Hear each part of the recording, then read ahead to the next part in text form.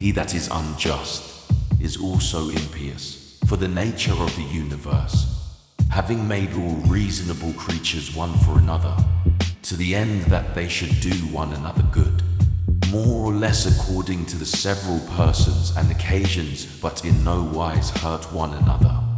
It is manifest that he that doth transgress against this her will is guilty of impiety towards the most ancient and venerable of all the deities. For the nature of the universe is the nature the common parent of all, and therefore piously to be observed of all things that are, and that which now is, to whatsoever first was, and gave it its being, hath relation of blood and kindred. She is also called truth, and is the first cause of all truths. He therefore that willingly and wittingly doth lie, is impious in that he doth receive, and so commit injustice.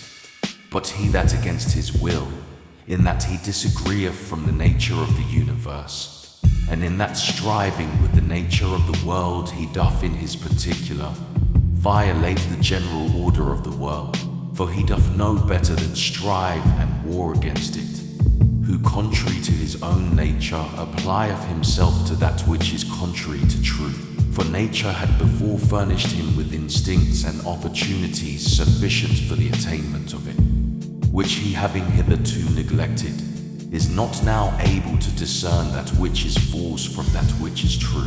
He also that pursues after pleasures, as that which is truly good, and flies from pains, as that which is truly evil, is impious. For such a one must of necessity oftentimes accuse that common nature, as distributing many things both unto the evil and unto the good, not according to the deserts of either, as unto the bad oftentimes pleasures, and the causes of pleasures, so unto the good, pains, and the occasions of pains.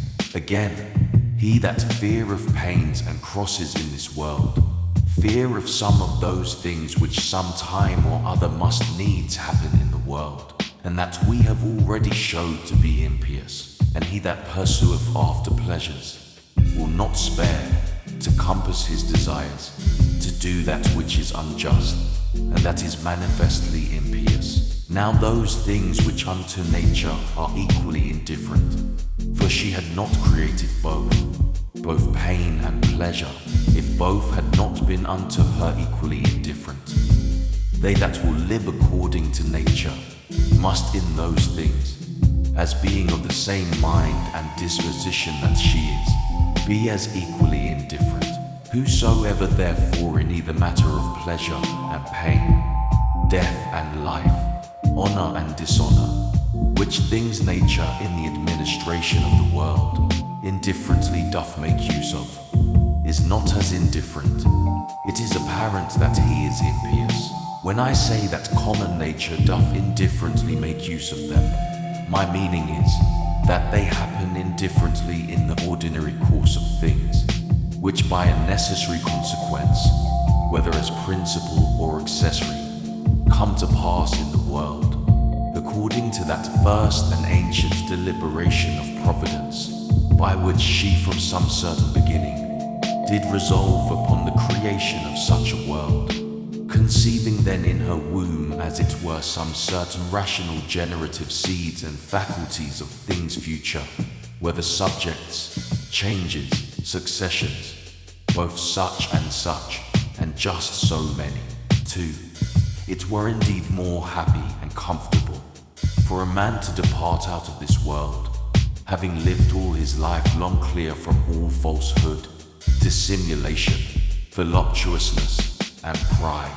But if this cannot be, yet it is some comfort for a man joyfully to depart as weary, and out of love with those, rather than to desire to live, and to continue long in those wicked courses. Hath not yet experience taught thee to fly from the plague, for a far greater plague is the corruption of the mind, than any certain change and distemper of the common air can be.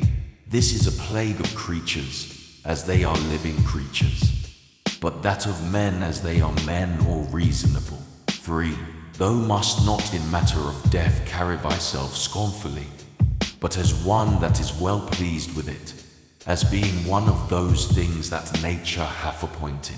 For what thou dost conceive of these, of a boy to become a young man, to wax old, to grow, to ripen, to get teeth, or a beard, or grey hairs to beget, to bear, or to be delivered, or what other action soever it be, that is natural unto man according to the several seasons of his life, such a thing is it also to he dissolve. It is therefore the part of a wise man, in matter of death, not in any wise to carry himself either violently, or proudly, but patiently to wait for it, as one of nature's operations, that with the same mind as now thou dost expect, when that which yet is but an embryo in thy wife's belly shall come forth, thou mayst expect also when thy soul shall fall off from that outward coat or skin, wherein as a child in the belly it lieth involved and shut up.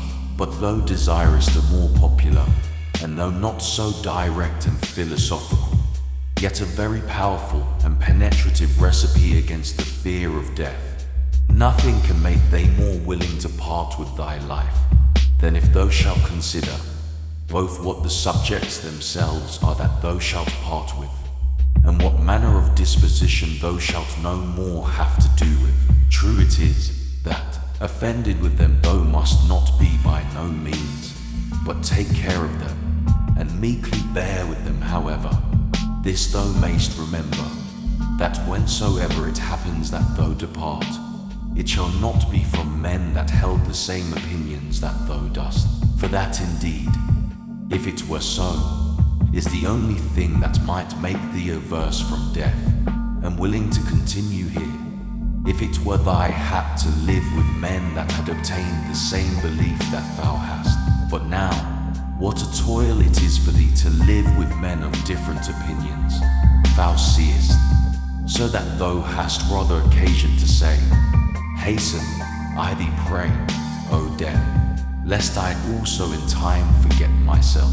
For he that sinneth, sinneth unto himself. He that is unjust, hurts himself, in that he makes himself worse than he was before. Not he only that committeth, but he also that omitteth something, is oftentimes unjust. If my present apprehension of the object be right, and my present action charitable, and this towards whatsoever doth proceed from God, be my present disposition to be well pleased with it, it sufficeth. 6. To wipe away fancy, to use deliberation, to quench concupiscence, to keep the mind free to herself. 7.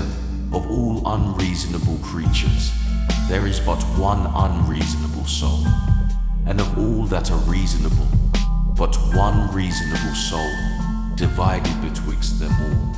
As of all earthly things there is but one earth, and but one light that we see by, and but one air that we breathe in, as many as either breathe or see.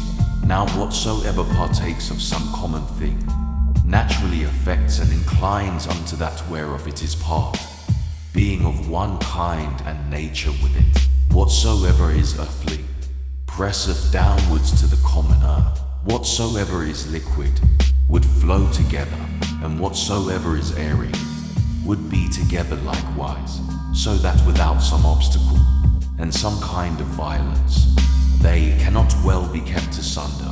Whatsoever is fiery, doth not only by reason of the elementary fire tend upwards, but here also is so ready to join, and to burn together, that whatsoever doth want sufficient moisture to make resistance, is easily set on fire.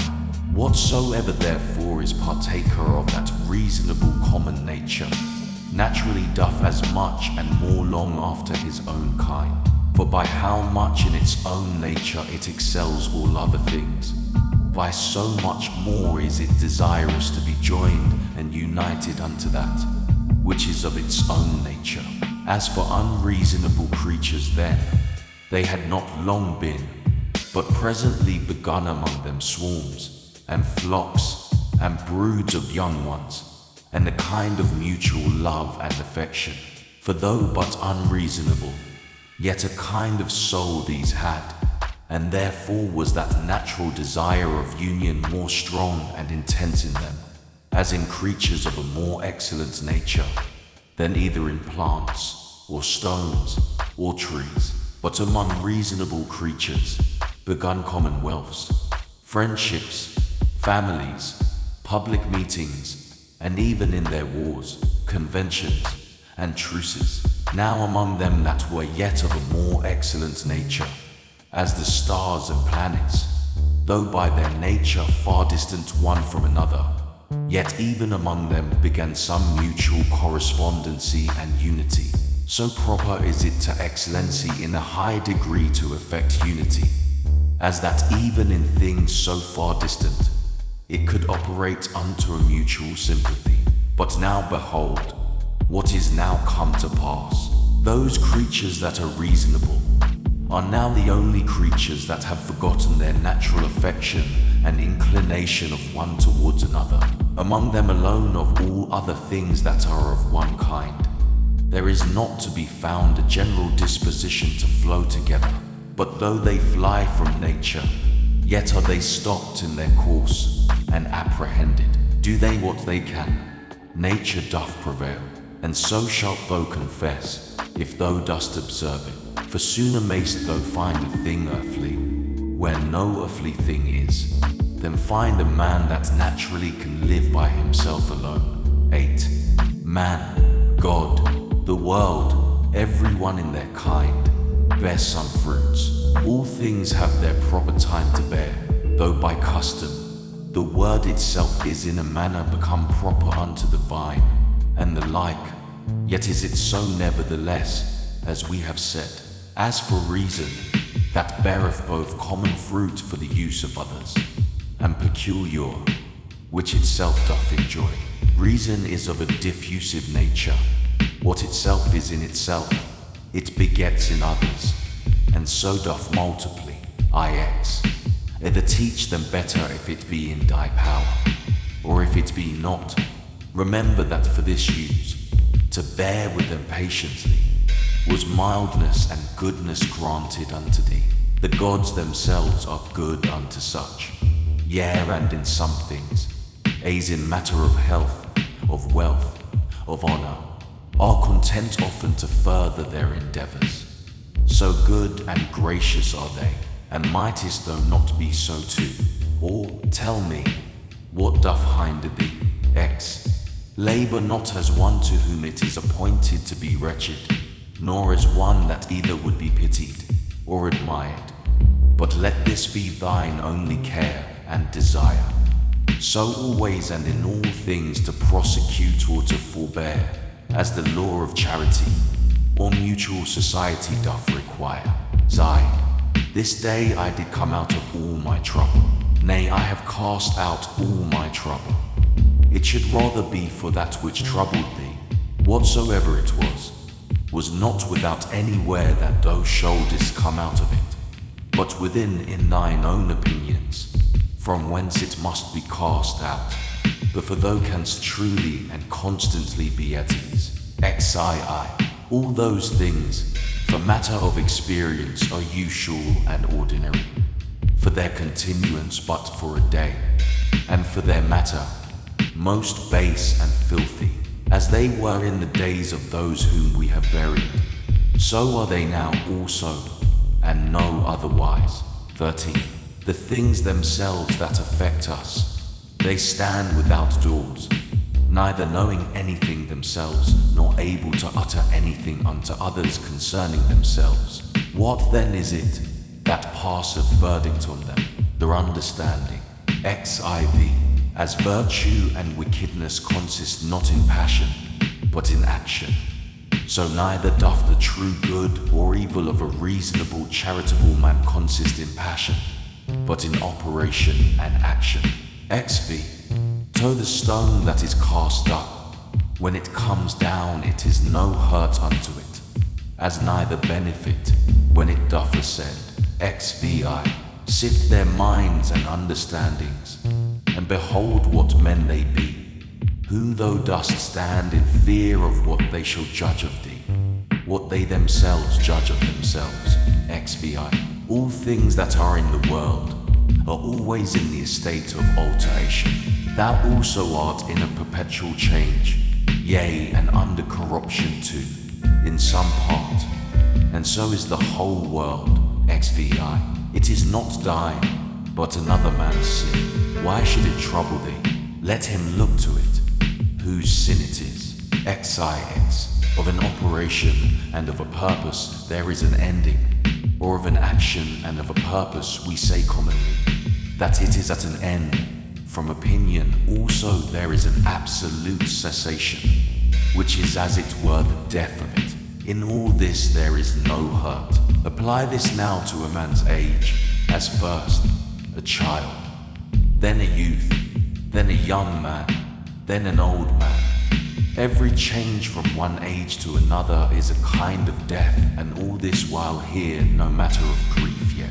Pass now unto that life first, that which thou livedst under thy grandfather, then under thy mother, then under thy father.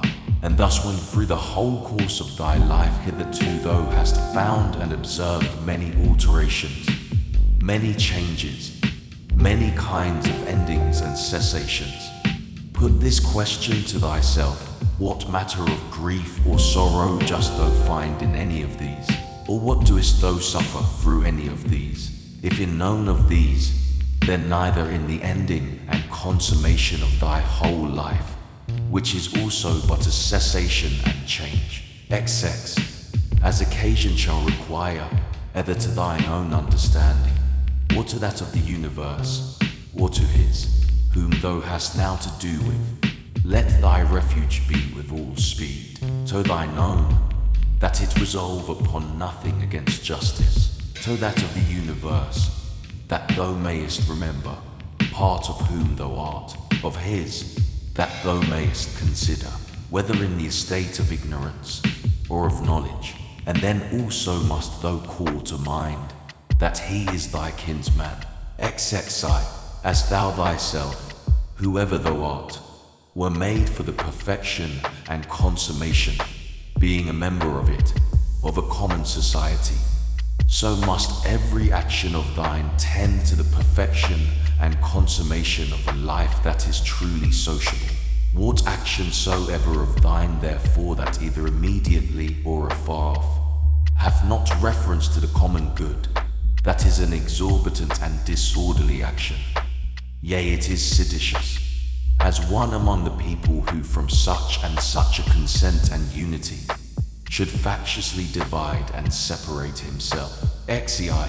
Children's anger, mere babbles, wretched souls bearing up dead bodies, that they may not have their fall so soon, even as it is in that common dirge song.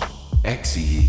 Go to the quality of the cause from which the effect doth proceed. Behold it by itself bare and naked, separated from all that is material. Then consider the utmost bounds of time that cause, thus and thus qualified, can subsist and abide. Exit. Infinite are the troubles and miseries that thou hast already been put to, by reason of this only, because that for all happiness it did not suffice thee, or that thou didst not account it sufficient happiness, that thy understanding did operate according to its natural constitution. XXV. When any shall either impeach thee with false accusations, or hatefully reproach thee, or shall use any such carriage towards thee, get thee presently to their minds and understandings, and look in them, and behold what manner of men they be. Thou shalt see that there is no such occasion why it should trouble thee, what such as they think of thee. Yet must thou love them still, for by nature they are thy friends, and the gods themselves, in those things that they seek from them as matters of great moment, are well content, all manner of ways, as by dreams and oracles, to help them as well as others.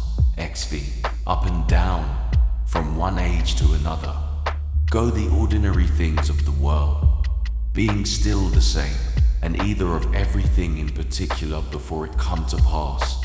The mind of the universe doth consider with itself and deliberate, and if so, then submit for shame unto the determination of such an excellent understanding.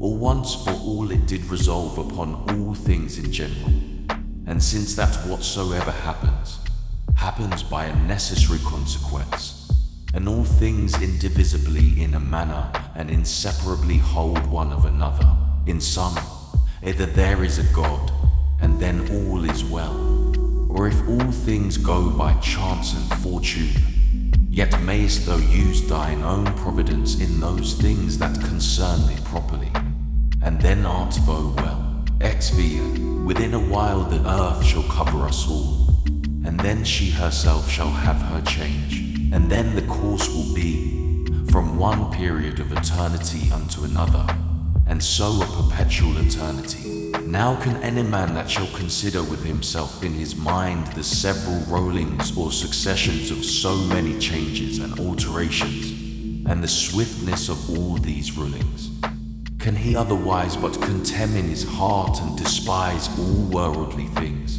The cause of the universe is as it were a strong torrent, it carrieth all away. XVII, and these your professed politicians, the only true practical philosophers of the world, as they think of themselves, so full of affected gravity, or such professed lovers of virtue and honesty, what wretches be they in very deed? How vile and contemptible in themselves! O man, what ado doest thou keep? Do what thy nature doth now require.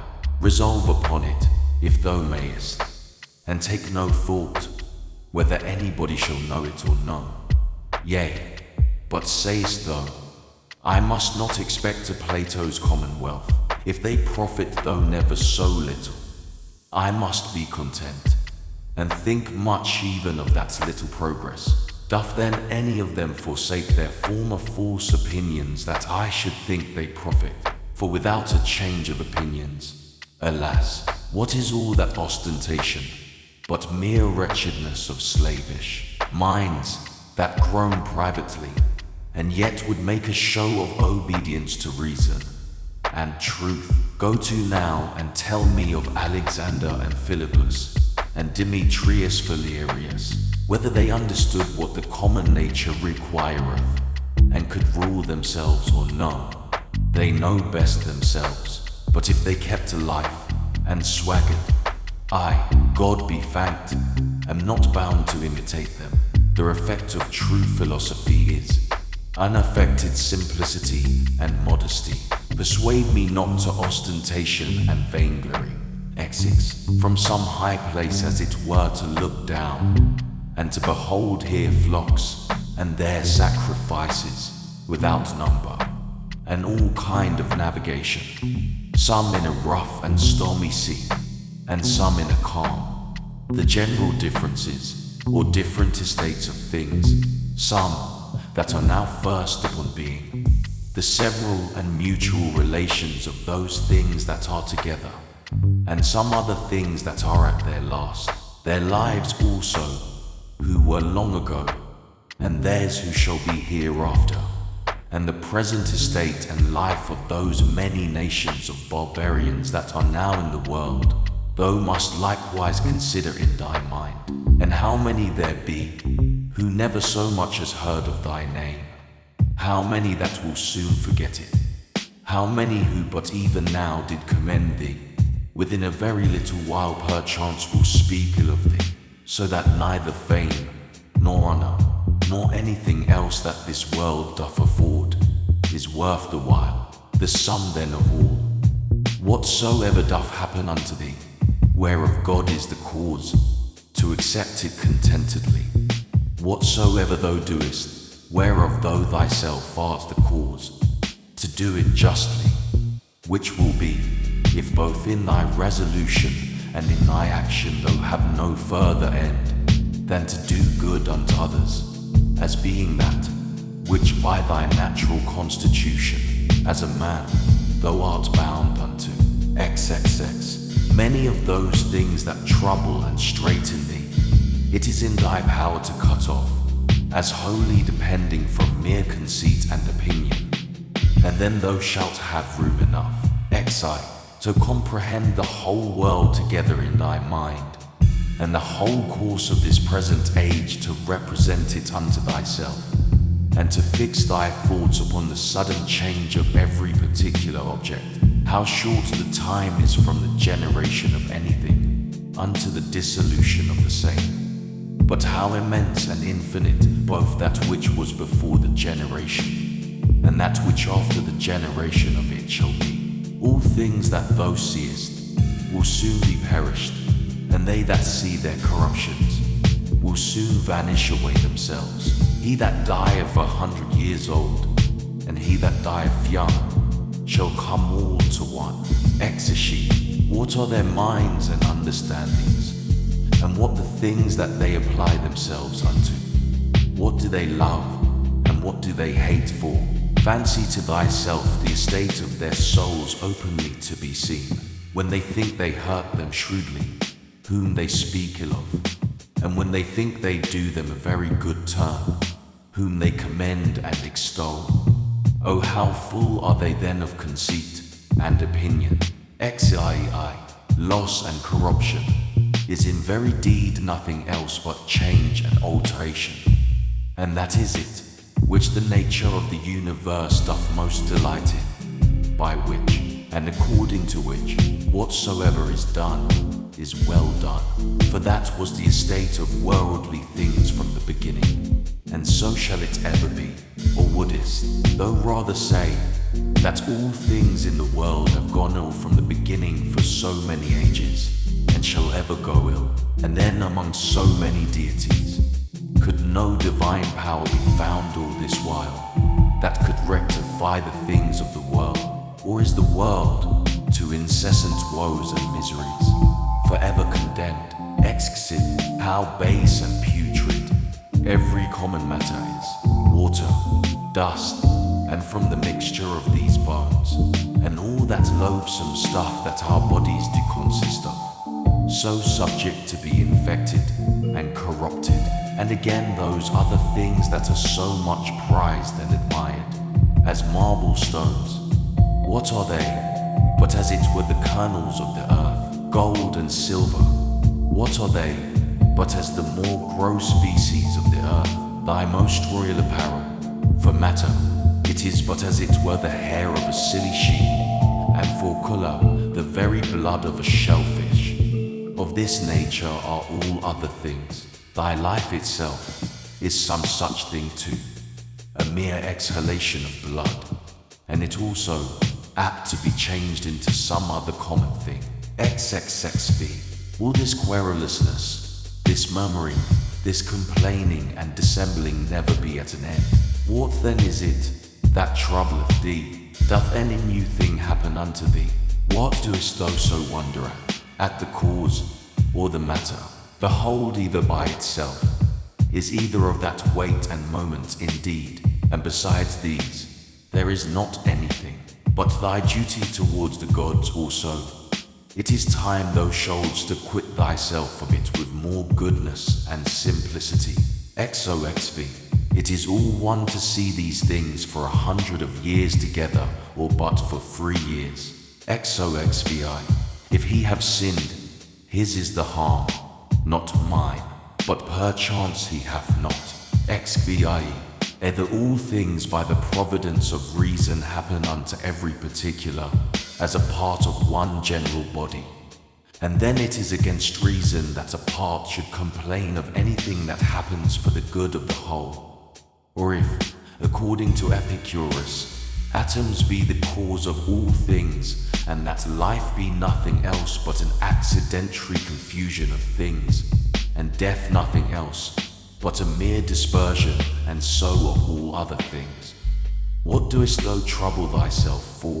X6. Sayest thou unto that rational part, thou art dead, corruption hath taken hold on thee? Doth it then also void excrements? Doth it like either oxen or sheep graze or feed, that it also should be mortal, as well as the body? Excel. Either the gods can do nothing for us at all, or they can still and allay all the distractions and distempers of thy mind. If they can do nothing, why doest thou pray? If they can, why wouldst not thou rather pray that they will grant unto thee, that thou mayst neither fear nor lust after any of those worldly things which cause these distractions and distempers of it? Why not rather that thou mayst not at either their absence or presence be grieved and discontented, than either that thou mayst obtain them, or that thou mayst avoid them? For certainly it must needs be, that if the gods can help us in anything, they may in this kind also. But thou wilt say perchance, in those things the gods have given me my liberty, and it is in mine own power to do what I will.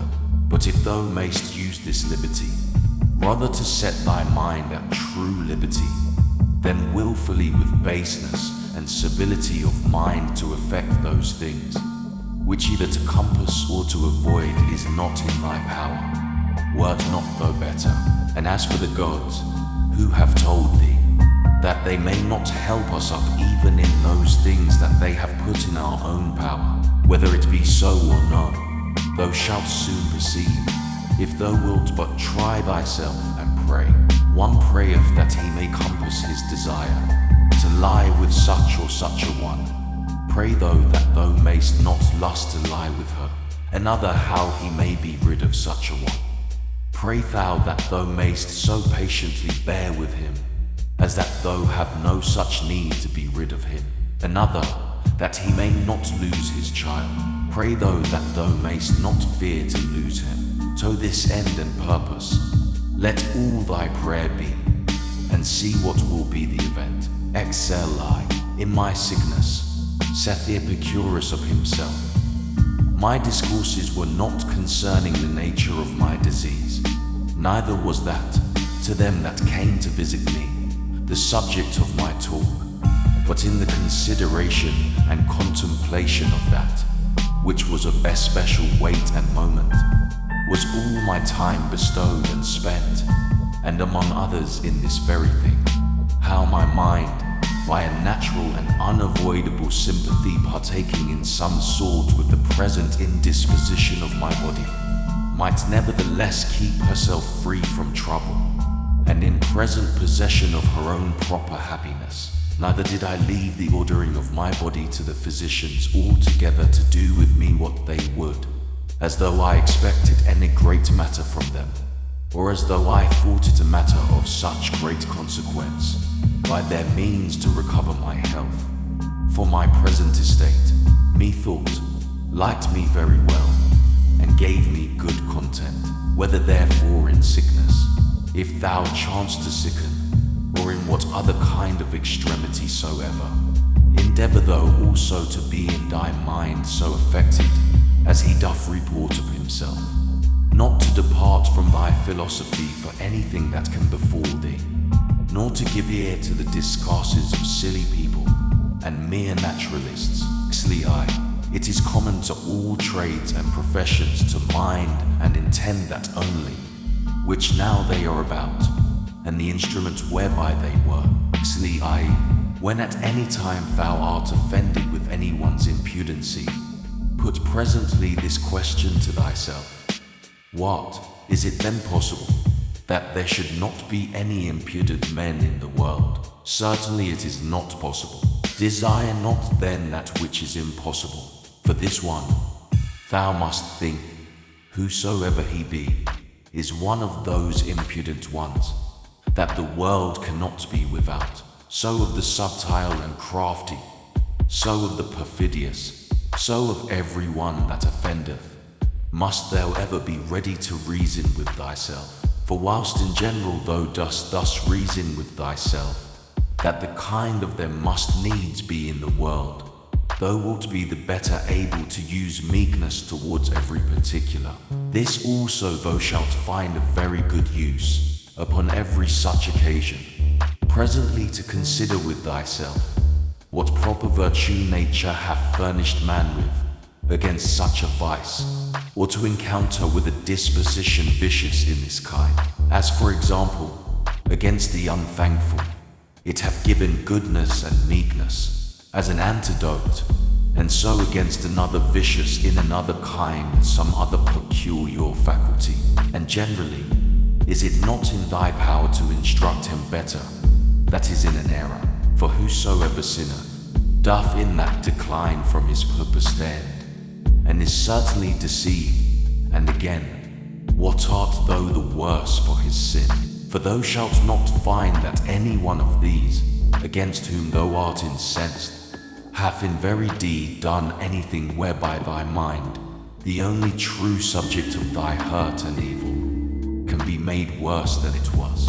And what a matter of either grief or wonder is this, if he that is unlearned do the deeds of one that is unlearned? Should not thou rather blame thyself, who, when upon very good grounds of reason, thou mightst have thought it very probable that such a thing would by such a one be committed, didst not only not foresee it, but moreover dost wonder at it, that such a thing should be?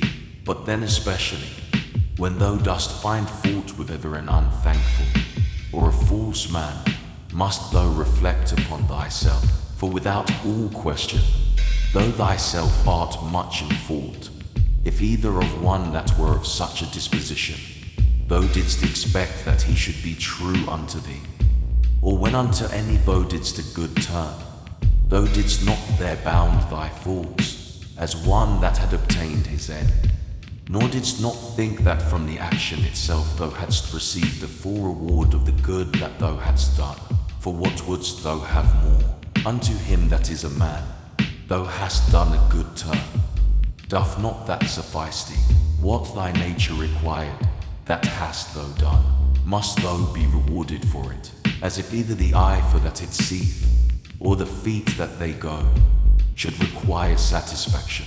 For as these being by nature appointed for such an use, can challenge no more, than that they may work according to their natural constitution, so man being born to do good unto others whensoever he doth a real good unto any by helping them out of error, although but in middle things, as in matter of wealth, life, preferment, and the like, doth help to further their desires, he doth that for which he was made, and therefore can require no more.